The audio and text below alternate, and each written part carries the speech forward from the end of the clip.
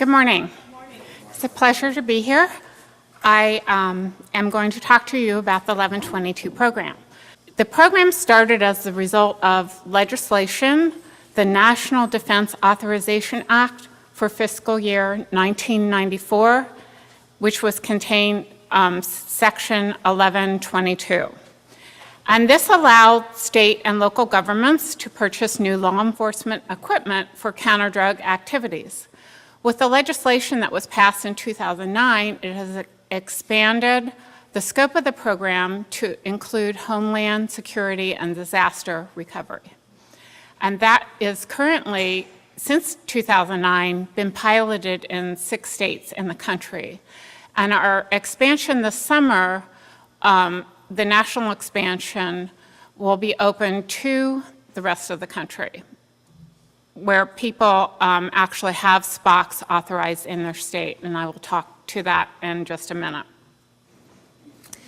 The program was organized between 3 agencies. It was organized with DOD being the head agency, and then GSA and the Defense Logistics Agency actually work with DOD in the program.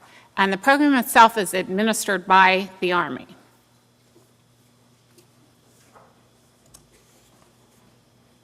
Okay, how does the program work? There is what we call a SPOC, and they are a state point of contact. They are appointed by the governor of the state. They receive all acquisitions from the state and local law enforcement entities and ensure availability of the funds.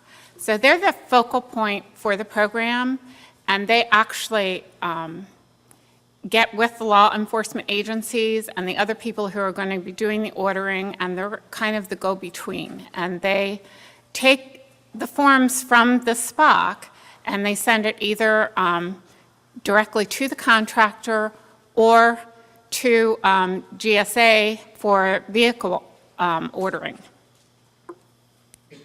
And they also have to determine whether they have funds available to do the ordering, and then they also need to determine that they are actually ordering within the scope of the program. And this says counter-drug because that's how the program originally evolved, but it will include the other entities as well.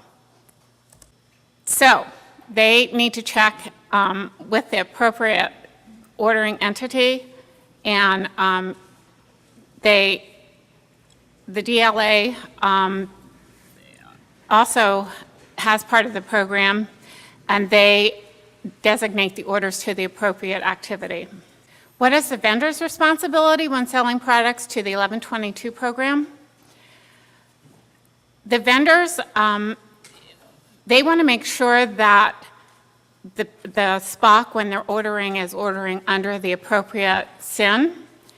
They need to verify if the state in which the purchasing agency is located is an appointed state coordinator and identify them. And they also have to put a statement on the order and that shows that it's being ordered under the 1122 program.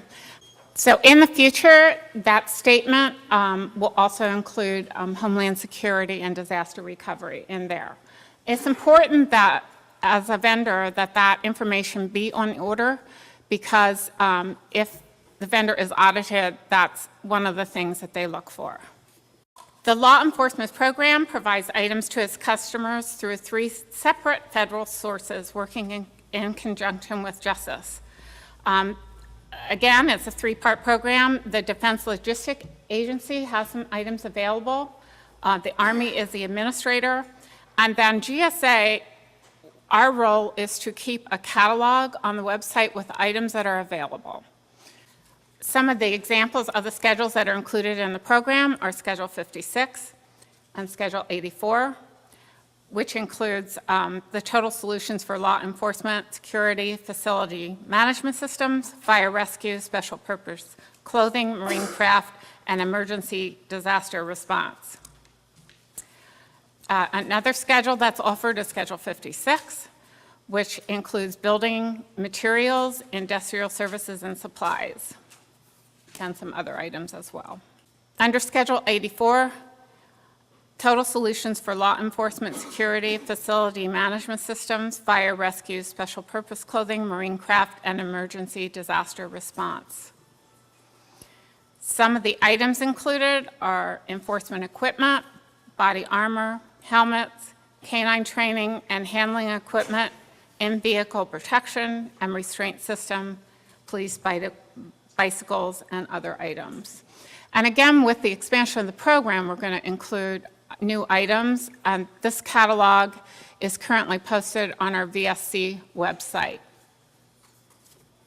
And then also some other items that are included under Schedule 84 are marine craft and equipment, things like power boats, non-power boats, inflatable boats, marine inboard and outboard engines, marine diesel propulsion engines, floating marine barriers and booms, etc. Again, I touched on the future expansion a little bit, and again, we're told that's going to be early this summer. This is the Rabbi Scope under the 2009 National Defense Authorization Act. I covered that a little bit already. For a list of the state coordinators, you can go to www.gsa.gov/1122 program and click on State's Point of Contact. We currently have 45 state points of contact. And a good way to use the program will be to access our GSA Library, which can be found at www.gsa.gov/eLibrary. Another good source is specifically for pricing is GSA Advantage. Now, one of the things to note about this program is that it is a totally voluntary program. It's a voluntary program for the state. It's also a voluntary program for the contractor. So the contractor is allowed to turn down an order if they feel that they can't meet the requirements of the order. In summary, the goal of the program is to save valuable time and money for the state and local agencies to enable you to stretch your dollars in the fight against drugs and now also for homeland security and disaster recovery.